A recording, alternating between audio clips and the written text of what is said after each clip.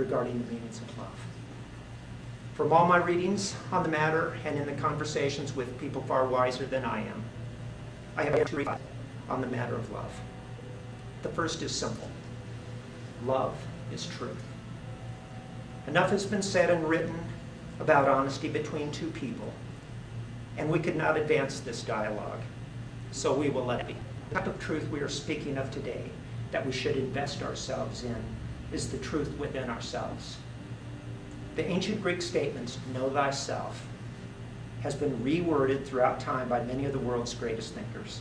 This is for us as a companion or friend. We must know ourselves. Without self-knowledge or truth, we are merely a performance of a person who we might like to be.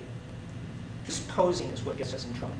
The soul of a person cannot be shared with someone wearing a monk's soul, and eventually love cannot thrive. While two souls comfortable and honest with themselves can have an abiding love.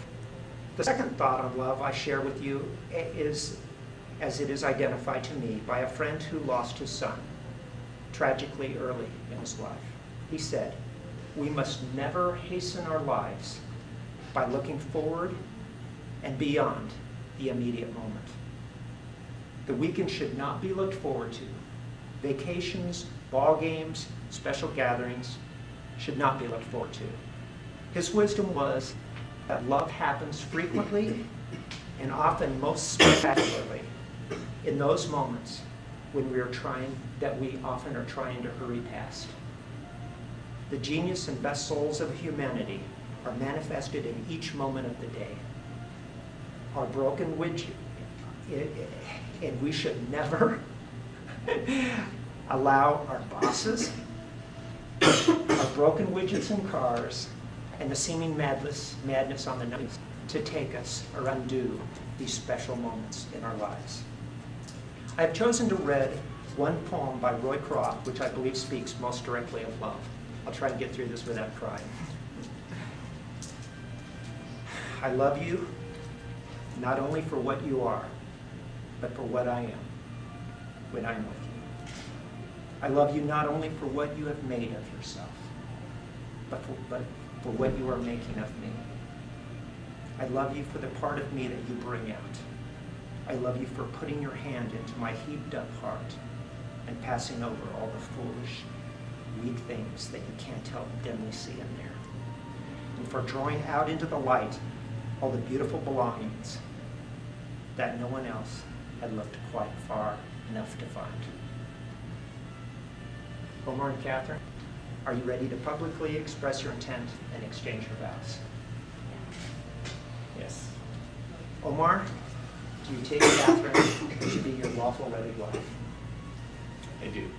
Do you promise to love and cherish her in sickness and in health, for richer and poorer, for better, for worse, and forsaking all others, keep yourself only unto her for so long as you both shall live?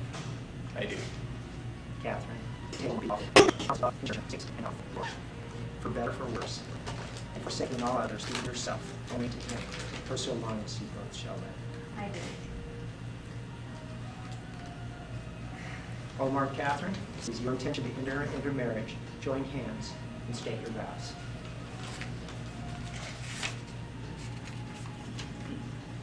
Catherine, here we are on our wedding day.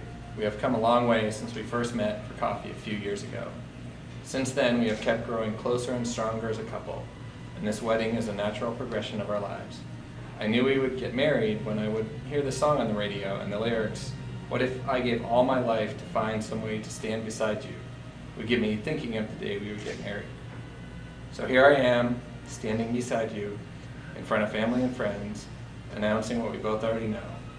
So to you I promise not to be perfect, but to always try my best, to have patience when needed, and to always remember that we are in this together.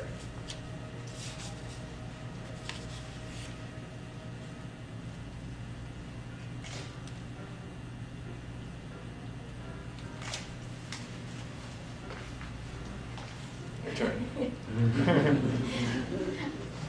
Who knew that the guy that I met on the internet after being on there for an hour would turn out to be so wonderful?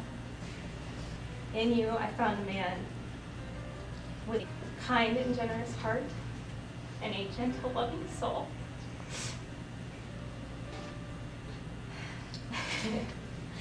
Antoine Saint-Exupéry once said, "Love is not thinking, but being." And that's what I have with you. I don't have to think about it. I can just be. So, Omar, as I join you in this journey of life, I promise to love you and to laugh with you and to cry with you and support you in all you do. You are the one I want to share my life with.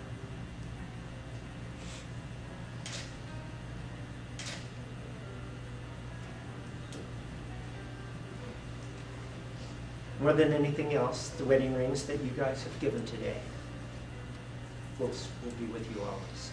The flowers will wilt and this day will end, but your wedding ring will be there to remind you day after day that you have chosen each other. If we think about the life of a wedding ring and that it might be imbued with qualities, as job descriptions go, those rings have a pretty good gig to serve as a symbol of the love for this companionship that you have brought, that you have come together to put together today.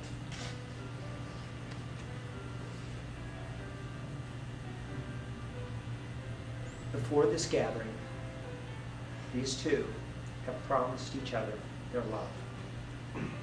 Therefore, it gives me great joy to declare that Omar and Catherine are husband and wife. You may seal this union with a kiss.